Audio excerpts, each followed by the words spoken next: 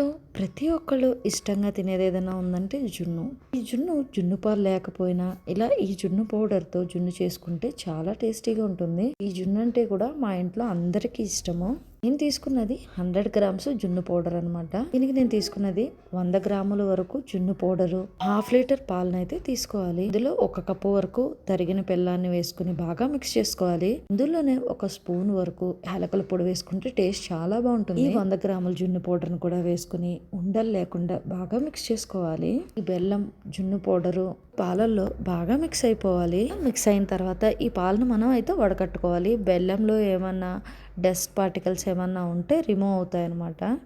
ఇలా వడకట్టుకున్న పాలని ఓ పక్కనైతే పెట్టుకుని కొంచెం మిరియాల పౌడర్ను కూడా వేసుకోవాలి. ఈ జున్నుకైతే ఈ మిరియాల పౌడరే టేస్ట్.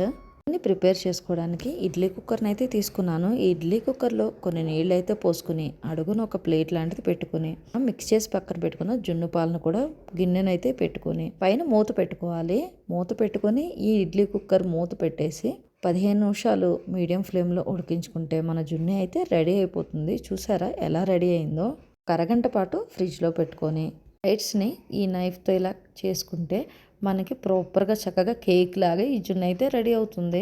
ఎగ్జాక్ట్గా మనం ఒరిజినల్ జున్ను పాలతో చేసే జున్ను ఎలా ఉంటుందో టేస్ట్ టెక్స్చర్ కూడా అలాగే ఉంటుంది. ఎవరు కూడా నమ్మరు ఇది మీరు జున్ను పౌడర్తో చేశారు అంటే.